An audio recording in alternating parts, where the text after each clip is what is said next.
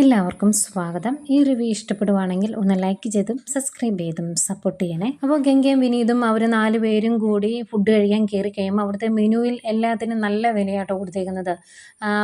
Food ഐറ്റംസിനൊക്കെ 1000-ന് മേലെയൊക്കെയാണ് മീനിൻ്റെ ഒക്കെ വില കൊടുത്തേക്കുന്നത്. അന്നേരം ടെൻഷനായി തുടങ്ങി വിനീതിന്. കാരണം വിനീതിൻ്റെ കയ്യിൽ ഇനി നുള്ളിപ്പെറുക്കിയാൽ ഒരു 500 രൂപ എടുക്കാൻ കാണും, അത്രയേ ഉള്ളൂ. അന്നേരം സലീമിക്കയോട് പറയുവാണ് എങ്ങനെയെങ്കിലും ഒന്ന് രക്ഷിക്കണം, എൻ്റെ പൈസ കുറവാണ് എന്ന്. എന്നിട്ട് സലീമിക്ക പറയും എങ്കിൽ ഞാനൊരു മാർഗം നോക്കാം, നീ കൂടെ നിന്നോണം എന്ന്. എന്നിട്ട് വെയിറ്ററെ വിളിച്ചിട്ട് ഫുഡ് എപ്പോൾ കിട്ടും, താമസമുണ്ടോ എന്നൊക്കെ ചോദിക്കുമ്പോൾ ഒരു അരമണിക്കൂർ താമസമുണ്ട് എന്ന് പറയുന്നു. അന്നേരം വിനീത് പെട്ടെന്ന് പറയുക, അയ്യോ അത്രയും താമസിക്കാൻ പറ്റത്തില്ല, ഗംഗയ്ക്ക് വിശക്കുക, അതുകൊണ്ട് ഞങ്ങൾ പോകുക എന്ന്. അങ്ങനെ പറഞ്ഞ് അവർ തൽക്കാലം ആ ഹോട്ടലിൽ നിന്ന് രക്ഷപ്പെടുന്നു. അത് കഴിഞ്ഞ് അവരൊരു തട്ടുകടയിൽ കയറിയിരിക്കുക. അവിടെ ചെന്ന് കഴിയുമ്പോൾ അയാൾ ചായ ആദ്യം കൊടുക്കും. അത് കഴിഞ്ഞ് എന്താണ് ഫുഡ് കഴിക്കാൻ വേണ്ടത് എന്ന് ചോദിക്കുമ്പോൾ ഗംഗ പറയും ഗംഗയ്ക്ക് ദോശ മതിയെന്ന്. അന്നേരം അതിന് കറി എന്താ വേണ്ടത്, മീൻ വേണോ, ചിക്കൻ വേണോ, മട്ടൻ വേണോ എന്നൊക്കെ അങ്ങനെ ചോദിക്കുമ്പോൾ ശകലം ചമ്മന്തി ഒഴിച്ച് തന്നാൽ മതിയെന്ന് ഗംഗ പറയും. അന്നേരം ബാക്കിയുള്ളവർക്ക് എന്താ വേണ്ടത് എന്ന് ചോദിച്ചുകൊണ്ടിരിക്കുന്ന സമയത്താണ് ബേബി ചേട്ടൻ ഛർദ്ദിക്കുന്നത്. എപ്പോഴും മദ്യം കഴിച്ചുകൊണ്ടിരിക്കുമായിരുന്നല്ലോ, അതുകൊണ്ട് തന്നെ പോയി ഛർദ്ദിക്കുന്നു. അന്നേരം പുറം തിരുമ്മി കൊടുക്കാനും സഹായിക്കാനൊക്കെ ആയിട്ട് സലീമിക്കയും വിനീതൂടെ എഴുന്നേറ്റ് പോകുന്നു. ഈ ഛർദ്ദിക്കുന്നതെല്ലാം കണ്ടുകൊണ്ടിരിക്കുന്ന ഗംഗയ്ക്ക് ആകെ ബുദ്ധിമുട്ടാകുന്നുണ്ട്. അന്നേരമാണ് തട്ടുകടയിൽ ദോശയ്ക്കകത്ത് ചമ്മന്തിയൊക്കെ ഒഴിച്ച് കൊണ്ട് വെച്ച് കൊടുക്കുന്നത്. അന്നേരം ഗംഗ ഇങ്ങനെ വിഷമിച്ച് പറയുക എനിക്ക് വേണ്ട എന്ന്. എന്നാൽ ശരിയെന്ന് പറഞ്ഞാൽ അങ്ങനെ അത് തിരിച്ചെടുത്തുകൊണ്ട് പോകുന്നു. ഭക്ഷണം പോലും കഴിക്കാതെ ആകെ വിഷമിച്ച് ഇത് നോക്കിയിരിക്കുവാണ് ഗംഗ. അതിനുശേഷം അവർ ഭക്ഷണമൊന്നും കഴിക്കാതെ വണ്ടി കയറി പോരാൻ വേണ്ടി വണ്ടി കയറുന്നുണ്ട്.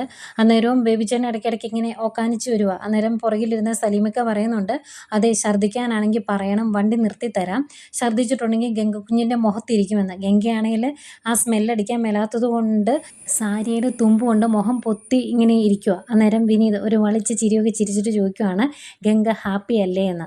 അന്നേരം ഗംഗ ഇങ്ങനെ കടിച്ചു പിടിച്ചിട്ട് ഹാപ്പിയാ എന്ന് പറയുന്നുണ്ട്. നമുക്ക് തന്നെ ദേഷ്യം തോന്നും വിനീതിൻ്റെ ആ പ്രവൃത്തിയൊക്കെ കാണുമ്പം. പിന്നെ കാണിക്കുന്നത് ഗീതേനെയും ദാസനെയാണ്. അവർ റൂമിലിരുന്ന് സംസാരിച്ചുകൊണ്ടിരിക്കുകയാണ് സ്വത്ത് എങ്ങനെ എഴുതിയെടുക്കാം എന്നതിനെക്കുറിച്ച്. അന്നേരമാണ് മോൾക്കുള്ള പാലുമായിട്ട് സുജാത അങ്ങോട്ട് ചെല്ലുന്നത്. അന്നേരം ഇവർ പറയുന്ന കാര്യങ്ങളെല്ലാം സുജാത കേൾക്കുന്നുണ്ട് കേട്ടോ. ദാസൻ പറയുവാണ് എങ്ങനെയെങ്കിലും എത്രയും പെട്ടെന്ന് സ്വത്തെല്ലാം എഴുതി മേടിക്കണം, മാക്സിമം 3 ദിവസം അതിനുള്ളിൽ സ്വത്ത് എഴുതി കിട്ടണം, അതിന് വേണ്ടതൊക്കെ ചെയ്യണം, നീ നല്ല രീതിയിൽ അമ്മയോട് സംസാരിക്കണം എന്നൊക്കെ പറയുമ്പം സംസാരിക്കുമ്പോഴെല്ലാം അമ്മ വെറുതെ മൂളിക്കൊണ്ടിരിക്കുവാണ്. അമ്മയുടെ മനസ്സിൽ എന്താണ് എന്നറിയാൻ വേണ്ടി എനിക്ക് തുറന്നു നോക്കാൻ പറ്റുമോ, ഇത് ചക്കയൊന്നും അല്ലല്ലോ എന്നൊക്കെ പറയുന്നുണ്ട്. അന്നേരം ദാസൻ പറയുവാണ് എന്നെ വീട്ടിൽ നിന്ന് അമ്മ വിളിക്കുന്നുണ്ട്, അമ്മ എന്നെ നാണം കെടുത്തി കൊല്ലും, അതിനു മുമ്പ് എനിക്ക് ഈ സ്വത്തൊക്കെ എഴുതി കിട്ടണം, ഞാൻ അച്ചി വീട്ടിൽ കയറി കിടന്ന് ഭരിക്കാൻ വന്ന ആളല്ല, എനിക്ക് അതിൻ്റേതായ ഉറപ്പ് കിട്ടണം എന്ന് പറയുന്നു. അന്നേരം ഗീത പറയുന്നുണ്ട് ഞാൻ ശ്രമിച്ചു നോക്കാമെന്ന്. അന്നേരം ദാസൻ പറയുവാണ് നീ മാക്സിമം ശ്രമിക്കുക, എന്നിട്ടും പറ്റുന്നില്ലെങ്കിൽ ഞാൻ എൻ്റെ വഴി നോക്കുമെന്ന്. അന്നേരം അതെന്താ ദാസേട്ടൻ ഉദ്ദേശിച്ചത്, എനിക്ക് മനസ്സിലായില്ല എന്ന് പറയുമ്പം ദാസൻ പറയുവാണ് ഇനി അവർക്ക് സ്വത്തെഴുതി തരാൻ എന്തെങ്കിലും ബുദ്ധിമുട്ടുണ്ടെങ്കിൽ അവർ അവസാനമായിട്ട് എനിക്ക് സ്വത്തെഴുതി തന്നതിന് ശേഷം അങ്ങേ ലോകത്തേക്ക് ഒരു പോക്ക് പോകുമെന്ന് പറയും. അന്നേരം ഇങ്ങനെ അന്തം വിട്ട് നിൽക്കുവാണ് ഗീതയെ. അന്നേരം ദാസൻ വിശദമായിട്ട് പറയുവാണ് ഈ മലമൂട്ടിൽ ഒരാൾക്ക് മരിക്കാനാണോ സാഹചര്യങ്ങളില്ലാത്തത്, ആന ചവിട്ടിക്കൊല്ലാം, കരടി പിടിക്കാം, അല്ലെങ്കിൽ ആനയ്ക്ക് വെച്ച കറണ്ട് കമ്പിയിൽ പിടിച്ച ഒരാൾക്ക് മരിക്കാം, ഒന്നുമില്ലെങ്കിലും ഏതെങ്കിലും ഒരു കുന്നിൻ്റെ മുകളിൽ നിന്ന് താഴേക്ക് വീണാലും പോരെ. അങ്ങനെയൊക്കെ സംഭവിക്കണമെങ്കിൽ നമ്മൾ മനസ്സറിഞ്ഞ് ഒന്ന് ഇറങ്ങണം എന്ന് മാത്രമേ ഉള്ളൂ. ഒരു തെളിവുമില്ലാതെ നിൻ്റെ അമ്മയെ ഇവിടുന്ന് പറഞ്ഞു വിടാൻ പറ്റും, പക്ഷേ അങ്ങനെ ഒരു കാര്യം ചെയ്യണമെങ്കിലും നിൻ്റെ അനുവാദവും സമ്മതവുമാണ് വേണ്ടത് എന്നിങ്ങനെ പറയുവാണേ. എന്നിട്ട് ഇത് കേട്ടിങ്ങനെ പേടിച്ച് നിൽക്കുവാട്ടോ സുജാത. അന്നേരം ഗീത പറയുക എനിക്ക് കുഴപ്പമൊന്നുമില്ല, നമുക്ക് സ്വത്ത് എഴുതി കിട്ടാൻ അതേ ഉള്ളൂ ഒരു മാർഗമെങ്കിൽ അങ്ങനെ ചെയ്തു, എനിക്ക് പ്രശ്നമില്ല എന്ന് പറയുന്നു. അന്നേരം സുജാതയ്ക്ക് ശരിക്കും മനസ്സിലാവുകയാണ് മകളുടെ മനസ്സ് എന്താണ് എന്ന്. ഏതായാലും ഭാര്യ ഇത് സമ്മതിക്കുന്നതേക്കും ഭയങ്കര സന്തോഷം ദാസന്. ദാസൻ ചെറിയ റൊമാൻസ് ഒക്കെ ആയിട്ട് ഗീതയുടെ അടുത്തോട്ട് ചെല്ലുന്നു. തലയിലൊക്കെ ഇങ്ങനെ തലോടുമ്പോൾ എന്തേ മോള് കിടക്കുന്നു എന്നിങ്ങനെ പറയുക കേട്ടോ ഗീത. അന്നേരത്തേക്കും പുറത്ത് സുജാത നിൽപ്പുണ്ടല്ലോ, സുജാത ഒന്നിങ്ങനെ ചുമയ്ക്കും. എന്നിട്ട് അകത്തേക്ക് വരാവോ എന്ന് ചോദിക്കുന്നു. അന്നേരം അയ്യോ അമ്മ എന്താ ഇങ്ങനെയൊക്കെ ചോദിക്കുന്നത്, അകത്തേക്ക് വാ, ഇത് ഇപ്പോഴും അമ്മയുടെ വീടല്ലേ, ഈ വീടിൻ്റെ ഏത് മൂലയിലും അമ്മയ്ക്ക് എപ്പോൾ വേണമെങ്കിലും കയറി ചെല്ലാനുള്ള അനുവാദം ഉണ്ടല്ലോ, അധികാരമുണ്ടല്ലോ, പിന്നെ എന്താ എന്ന് ചോദിക്കുമ്പം അങ്ങനെയല്ലല്ലോ, ഇതിപ്പം നിങ്ങൾ ഉപയോഗിക്കുന്ന റൂമല്ലേ, ദമ്പതികൾക്ക് ഇടയിൽ ചില സ്വകാര്യതകളൊക്കെ ഉണ്ടല്ലോ, അതുകൊണ്ടാണ് ഞാൻ വിളിച്ചിട്ട് കയറി വന്നത് എന്ന് പറയും. എന്നിട്ട് കുഞ്ഞിനോട് പാല് കുടിക്കാൻ അപ്പുറത്തേക്ക് ചെല്ലാൻ പറയുക. അന്നേരം കൊച്ചു പറയും വേണ്ട ഞാൻ ഇവിടെ ഇരുന്ന് കുടിച്ചോളാം എന്ന്. അന്നേരം ശരിയാകില്ല, നീ കൂടെ വന്നേ എന്ന് പറയുമ്പം ഗീത അവൾക്ക് അവിടെ ഇരുന്ന് പാല് കുടിക്കാനാണ് ഇഷ്ടമെങ്കിൽ അവിടെ ഇരുന്നോട്ടെ അമ്മയെന്ന് പറയുന്നു. അന്നേരം സുജാത പറയുവാണ്, വേണ്ട, മോൾ ഇവിടെ കിടന്നിട്ടുണ്ടെങ്കിൽ നിങ്ങൾ പറയുന്നതെല്ലാം കേട്ട് അവൾ പഠിക്കും, പിന്നെ അവൾ തിരിച്ചു പറയുമ്പം നിങ്ങൾക്ക് ബുദ്ധിമുട്ടാകും എന്ന് പറഞ്ഞിട്ട് കൂട്ടിക്കൊണ്ട് പോവുകയാണ്. സുജാത ഇങ്ങനെ പറയാൻ കാരണം ദാസൻ സംസാരിക്കുന്നതിനിടയ്ക്ക് പറയുന്നുണ്ടായിരുന്നു, എൻ്റെ അമ്മയുടെ അമ്മായിമ്മയെ കട്ടിലോടെ എടുത്ത് പുറത്തേക്ക് തട്ടിയതാണ്, അത് കേട്ട് വളർന്ന ആളാണ് ഞാൻ, അതുകൊണ്ട് എനിക്ക് ഇങ്ങനെയുള്ള കാര്യങ്ങൾ ചെയ്യുന്നതിന് ബുദ്ധിമുട്ടില്ല എന്ന് പറഞ്ഞായിരുന്നു. അതുകൊണ്ടാണ് സുജാത അങ്ങനെ പറഞ്ഞത്. ഏതായാലും മോളെയും കൊണ്ട് റൂമിൽ നിന്ന് പോയി കഴിയുമ്പം ഗീത പറയുവാണ്, അമ്മ നമ്മൾ സംസാരിച്ചത് കേട്ടു എന്നാണ് തോന്നുന്നത് എന്ന്. അന്നേരം ദാസൻ പറയും, കേട്ടോട്ടെ, ഒരു കുഴപ്പമില്ല, തള്ളയ്ക്ക് ആശ്രയിക്കാൻ വേറെ ആരും ഇല്ല എന്ന് ഓർത്ത് പേടിച്ചിട്ടെങ്കിലും സ്വത്ത് എഴുതി തരട്ടെ എന്ന് പറയുന്നു. ഇതും സുജാത കേൾക്കുന്നുണ്ട്. ഏതായാലും കുഞ്ഞിനെയും കൊണ്ട് അപ്പുറത്തെ റൂമിലേക്ക് പോവുകയാണ് സുജാത. ഇതിൽ ദാസൻ്റെ ഏറ്റവും കൂടുതൽ പേടി കുറച്ച് ദിവസങ്ങൾ മുന്നോട്ട് പോയി കഴിഞ്ഞിട്ടുണ്ടെങ്കിൽ സുജാതയുടെ മനസ്സ് മാറുകയും അതുപോലെ വിനീതിനെയും ഗംഗയും തിരിച്ചു വിളിക്കുകയും ഒക്കെ ചെയ്താലോ, അല്ലെങ്കിൽ അവരിങ്ങോട്ട് വന്നു കഴിഞ്ഞാൽ സുജാതയുടെ മനസ്സ് മാറിയാലോ, അതിനു മുമ്പ് സ്വത്തെഴുതി മേടിക്കണം. അതാണ് ദാസൻ്റെ ഉദ്ദേശം. ഏതായാലും ഇതെല്ലാം സുജാത മനസ്സിലാക്കുന്നുണ്ട്. പിന്നീട് കാണിക്കുന്നത് ഗായത്രിയാണ്. ഗായത്രി എല്ലാ കാര്യങ്ങളും അമ്മയോട് തുറന്നു പറയുവാണ്. ഗായത്രി പറയുന്നുണ്ട്, ഞാൻ തന്നെയാണ് എൻ്റെ ഭർത്താവ് എന്ന് പറയുന്ന ആ വിഷപ്പാമ്പിനെ എൻ്റെ തലയിലെടുത്ത് ഇട്ടത്. നിങ്ങളെല്ലാം എതിർത്തപ്പോഴും ഞാൻ സമ്മതിച്ചില്ല. അതിൻ്റെ പേരിൽ ഞാൻ ഒരുപാട് പേരുടെ മുന്നിൽ തല താഴ്ത്തേണ്ടതായി വന്നു. ഇപ്പോഴും തല താഴ്ത്തിക്കൊണ്ടിരിക്കുന്നു. ഇനി എന്തൊക്കെ സംഭവിക്കും എന്ന് അറിയില്ലല്ലോ എന്നിങ്ങനെ പറയുവാണ്. എന്നിട്ട് പറയുന്നുണ്ട്, ഞാൻ ആ മനുഷ്യനെ എൻ്റെ ജീവിതത്തിൽ നിന്ന് തോണ്ടി പുറത്ത് കളഞ്ഞേനെ. പക്ഷേ അച്ഛനും അമ്മയും എൻ്റെ വയറ്റിൽ കിടക്കുന്ന കുഞ്ഞിന് ഒരു അച്ഛൻ്റെ തണൽ വേണം എന്ന് വാശി പിടിച്ചുകൊണ്ട് മാത്രമാണ് ഇപ്പോഴും അയാൾ എൻ്റെ ഭർത്താവായിട്ട് നിലനിൽക്കുന്നത് എന്ന് പറയുമ്പം അമ്മ പറയുവാണ്, മോളെ സഹിക്കണം, ക്ഷമിക്കണം, അഡ്ജസ്റ്റ് ചെയ്യണം എന്നൊക്കെ. ഇന്നത്തെ കാലത്തിന് യോജിക്കാത്ത ഒരു ഡയലോഗാണത്.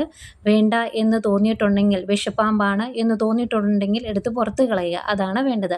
ഏതായാലും ഈ ഒരു കാര്യത്തിൽ ഗായത്രി നല്ലൊരു തീരുമാനം എടുക്കുന്നുണ്ട്. ഗായത്രി പറയുവാണ്, എനിക്ക് കുറേ സംശയങ്ങളുണ്ട്. ആ സംശയങ്ങൾക്കെല്ലാം ഉത്തരം കിട്ടിക്കഴിഞ്ഞിട്ടുണ്ടെങ്കിൽ, അതിനെല്ലാം കാരണം എൻ്റെ ഭർത്താവാണ് എന്ന് തെളിഞ്ഞിട്ടുണ്ടെങ്കിൽ, പിന്നെ അച്ഛനും അമ്മയും എത്രയൊക്കെ സൈഡ് പറഞ്ഞാലും എൻ്റെ ജീവിതത്തിൽ അങ്ങനെ ഒരാളുണ്ടാകില്ല. എൻ്റെ കുഞ്ഞിൻ്റെ അച്ഛൻ്റെ സ്ഥാനത്ത് ഒരാളുണ്ടാകുകയില്ല. അത് ഞാൻ എടുത്ത് പുറത്ത് കളഞ്ഞിരിക്കും എന്ന് പറയുന്നുണ്ട്. പിന്നെ ഗായത്രി പറയുവാണ്, നരേൻ്റെ ജീവിതം ഇങ്ങനെ ആകാനുള്ള കാരണം എൻ്റെ ഭർത്താവാണോ എന്ന് എനിക്ക് സംശയമുണ്ട്.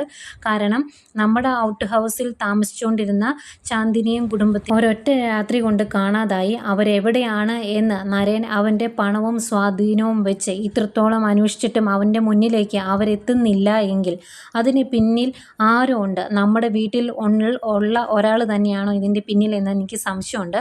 കാരണം നരേൻ്റെ നീക്കങ്ങളെല്ലാം മുൻകൂട്ടി അറിയാൻ സാധിക്കുന്ന ഒരാൾക്ക് ചാന്ദിനിയും അവനും തമ്മിലുള്ള ദൂരം കൂട്ടാൻ സാധിക്കും. അതുകൊണ്ടാണോ ഈ ഒരു കാര്യം അവന് സാധിച്ചെടുക്കാൻ സാധിക്കാത്തത് എന്ന് എനിക്ക് സംശയമുണ്ട് എന്ന് പറയും. അന്നേരം അമ്മയ്ക്ക്, നീ എന്നതായി പറഞ്ഞു വരുന്നത് എന്ന്. അന്നേരം ഗായത്രി പറയുവാണ്, അമ്മേ, നരേൻ്റെ മനസ്സിൽ ചാന്ദിനിക്ക് എത്രത്തോളം സ്ഥാനമുണ്ടായിരുന്നു എന്ന് നമുക്കറിയാം. അവളെ നഷ്ടപ്പെട്ടാൽ അവൻ പിന്നീടൊരു വിവാഹത്തെക്കുറിച്ച് ചിന്തിക്കില്ല എന്ന് നമുക്കറിയായിരുന്നു.